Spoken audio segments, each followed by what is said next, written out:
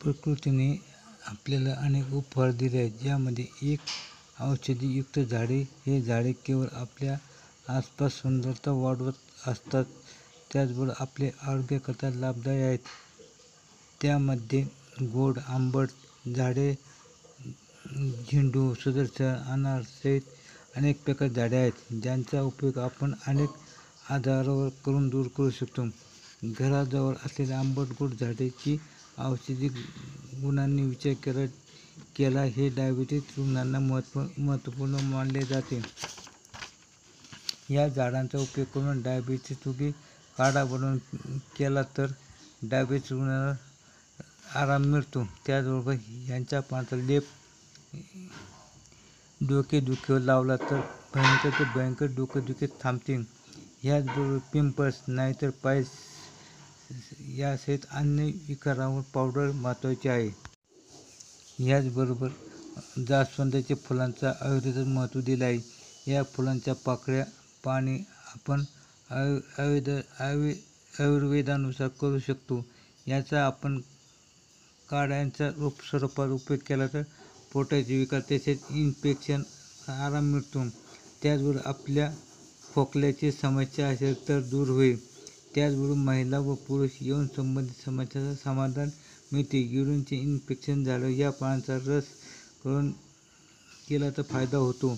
तसेच झेंडू, आपण अंगणात झेंडूचे फूल लावत असाल तर ह्या रंगीबेरंगी फुले लोकांना आकर्षित करतात. त्याचबरोबर आयुर्वेद पद्धतीमध्ये फुलांमध्ये अनेक रोग निवारण करण्याचे महत्त्व आहे. याचे पाने व फुले औषधामध्ये केला जातो. झेंडूच्या फुलांचा सुकवून दात घासले तर दातांकरता उपयोगी आहे. त्याचबरोबर ह्या फुलांचा अर्क काढून कानात टाकला तर कान दुखण्यापासून आराम मिळतो. त्याचबरोबर इन्फेक्शन व तणाव दूर करण्यासाठी झेंडूच्या फुलांचा उपयोग होतो. तसेच डाळिंब, जर आपण डाळिंब खात असलो तर त्याचे साल बाहेर फेकून देतो. ह्या साली फार महत्त्वाच्या आहेत. या साली वाळवून दात घासले तर दातांचे विकार बरे होण्यास मदत मिळते. त्याचबरोबर पानांचा आयुर्वेदात फार महत्त्व आहे. या पानांचा काढा बनवला गेला तर तणाव तसेच विविध आजारावर आराम मिळतो. पानांचा लेप आपण पिंपल्स वर लावू शकतो, त्याने आराम वाटेल. तसेच सुदर्शन नावाचे झाड आयुर्वेद झाड आहे.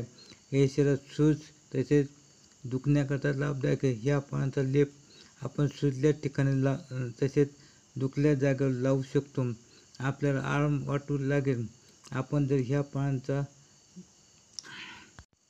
रस काढून सेवन केलं तर आपल्या अंगातला ताप उतरेल. तसेच मधुमालती, आपण मधुमालतीचे पाणी चांगले धुवून त्याचा काढा करून पिला तर आपल्या किडनीमध्ये काही समस्या असेल तर ह्या काढाचा चांगला उपयोग होतो. त्याचप्रमाणे पोटासंबंधी शरीरातील कोणत्याही प्रकारचे बॅक्टेरिया असतील आपल्या शरीरात आरोग्याला हानी पोहोचत असेल तर याचा काढाचा फार उपयोग होतो.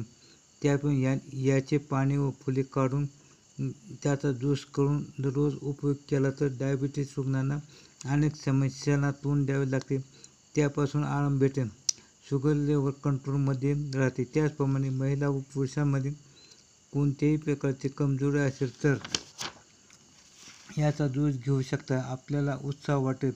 त्याचप्रमाणे ताप, खोकला यासारख्या आजारावर वापरले तर फायदा होतो. त्याचप्रमाणे बेलपत्र म्हणजे बेलाचे झाड, याचे पान आपण काढून भोलेनाथला पिंड वाहत असतो. पण त्याचप्रमाणे ह्या बेलपत्रामध्ये औषधी गुणधर्म आहेत. ह्या बेलपत्रामध्ये vitamin A, C, V, carotene, insulin, potassium वाढण्यास मदत करतात. त्याकरता आपण जुने बेलपत्र घेऊन ती सावलीत सुकवा, ते वाळल्यावर त्याची पावडर बनवा. ती पावडर आपण सकाळी रिकाम्या पोटी खाल्ली तर डायबिटीज रुग्णांना फायदा होतो. त्यांचे ब्लड शुगर कंट्रोलमध्ये राहण्यास मदत मिळते. तसेच आपण पानफुटीबद्दल पाहूया. पानफुटीचा पानांचा रस पिल्यामुळे संसर्गाचा धोका कमी होण्यास मदत